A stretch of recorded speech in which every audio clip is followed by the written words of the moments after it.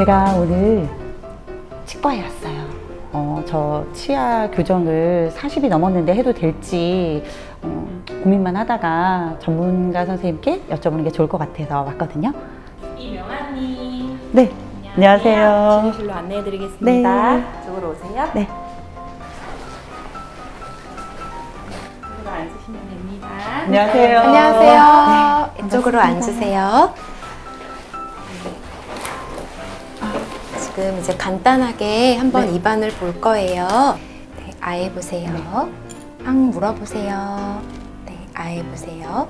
이해 보세요. 네.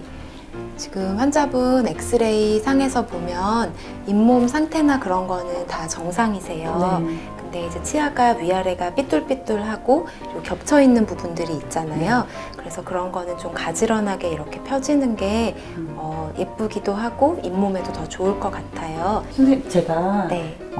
궁금한 줌마라고 네. 유튜브 촬영을 하고 있는데 네. 선생님께 궁금한 것들을 좀 따로 시간을 내주시면 여쭤보고 네. 싶은데 네, 네. 내주실 수 있을까요? 네, 알겠습니다. 네. 드디어 원장님 시간이 되셔서 네, 이렇게 같이 자리에 앉아서 제가 이제 궁금한 걸 좀 여쭤보려고요. 네. 치아가 좀 고르지가 못하잖아요. 맞아요.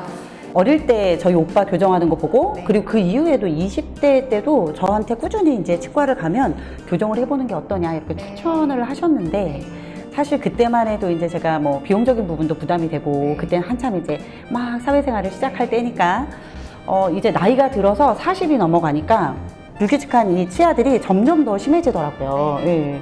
그래서 내가 40대가 넘었는데 치아 교정을 해도 되나?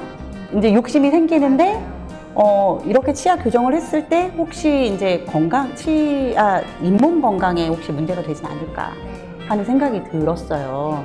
일단 네. 굉장히 많은 분들이 물어보시는 질문이에요. 그러니까 그래요? 교정 치료를 하고 싶은 생각이 이제 어릴 때부터 있었는데 여러 가지 이유로 그 시기를 놓쳤다가 이제 특히 아이의 교정을 하면서 네. 어머니들이 굉장히 많이 저도요. 물어보시거든요. 저희 네. 딸내미 하는데 부러운 네. 거예요. 맞아요. 네. 이제 아이가 또 치아 교정 하는데 이가 예쁘게 되고 또 치료도 힘들지 않게 잘 받으니까 어머니들이 중간에 교정도 많이 물어보시고 또 시작하는 경우가 되게 많아요.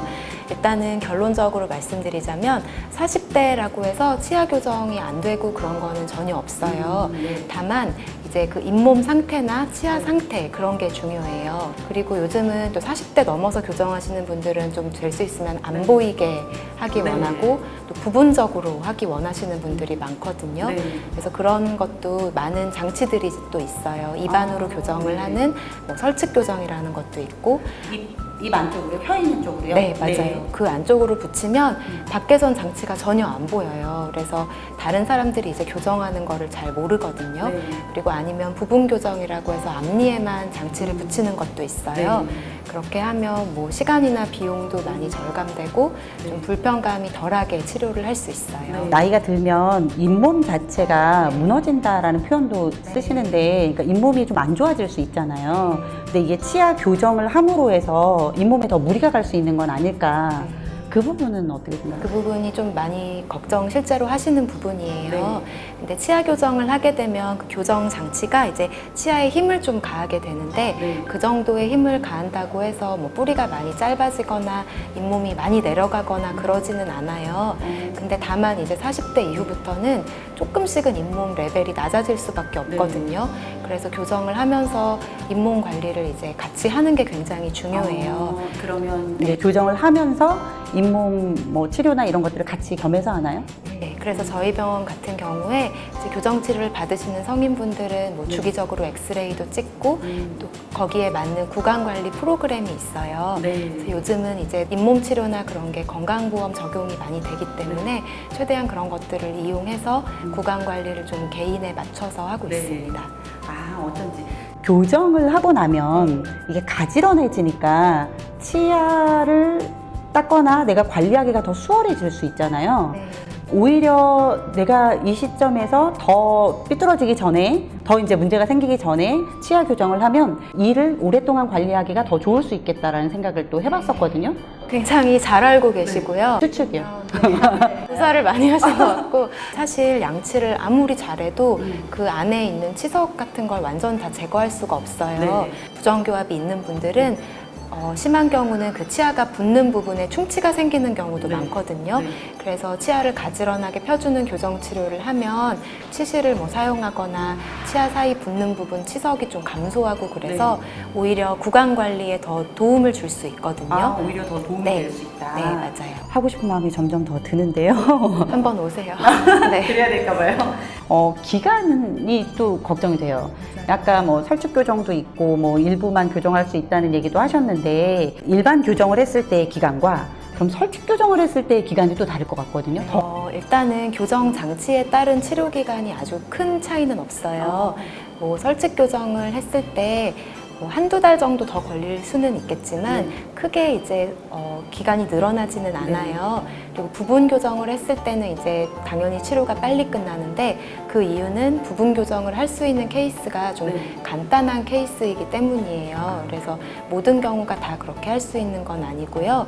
통상적으로는 이를 빼지 않고 치아를 배열하는 데는 한 1년 정도가 걸리고요. 치아를 뭐 발치를 하거나 그런 경우에는 한 2년 정도의 치료 기간이 걸려요. 차이가, 기간의 차이는 별로 없고 장치에 따라서 기간의 차이는 별로 없고 비용의 차이가 좀 많은가요? 비용 차이도 약간 있어요. 예를 들면 입안으로 하는 설측 교정 같은 경우는 바깥으로 붙이는 치아 교정보다 비용이 좀 많이 비싼 편인데요. 2.5배? 그 정도 생각하시면 될 것 같아요. 네, 이제 그 이유는 그 설측 교정의 경우는 장치를 그냥 바로 이렇게 붙이는 게 아니라 개인에 맞는 그 개인적인 장치를 제작을 해야 돼요. 그래서 좀 기공 작업이 추가되고 또 이제 와이어 같은 것도 다 개인적으로 제작을 해야 되는 부분도 있어서 뭐 여러 가지 이유로 비용적인 차이가 좀 있습니다. 그 아이들이 하는 교정기하고는 좀 다를까요? 밖으로 하는 것도? 그러니까 밖으로 붙이는 것도 이제 통상적으로 생각하는 금속 장치가 있잖아요. 근데 그거 말고 요즘은 그런 치아색이 나는 장치를 많이 하고 있어요. 그리고 경우에 따라서는 치아색이 나는 와이어도 있거든요. 그래서 그런 거를 좀 적절히 사용하면 바깥으로 교정을 한다고 해도 좀 티가 덜 나게 이렇게 할 수도 있습니다. 점점 더 욕심이 납니다.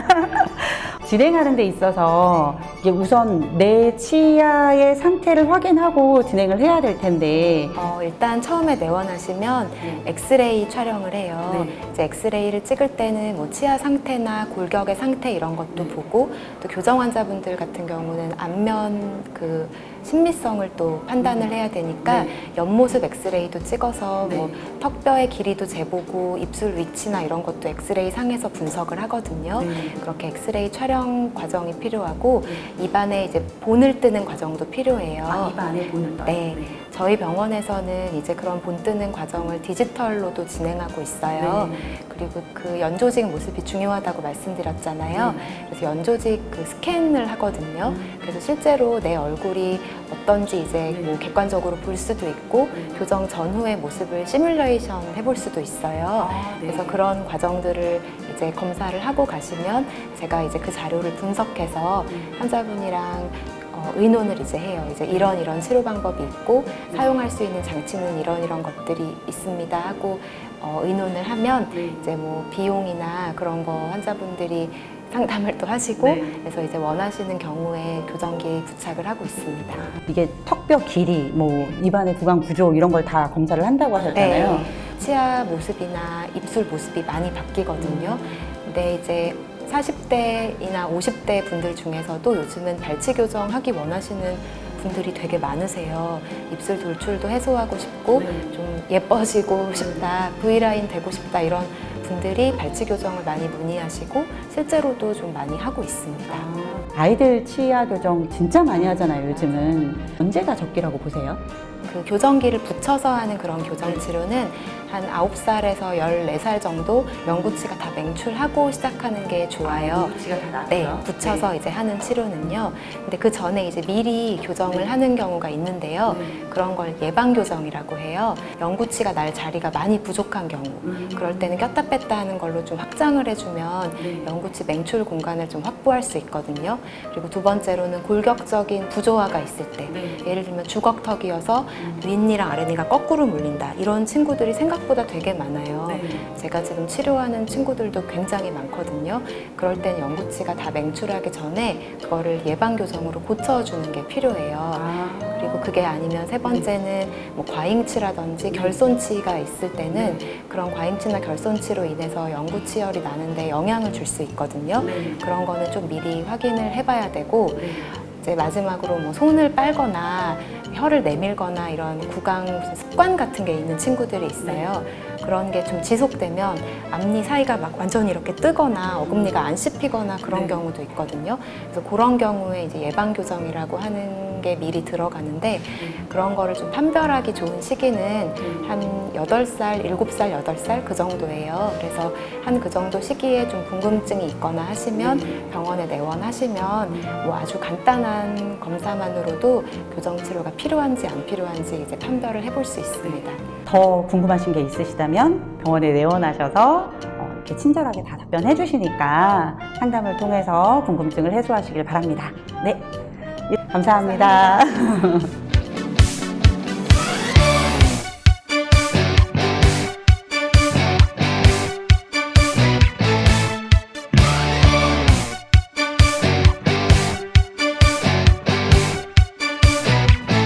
짜란, 내 거야. 풀센스 픽에 풀센스 각을 농축액을 넣고 사용을 해보도록 하겠습니다.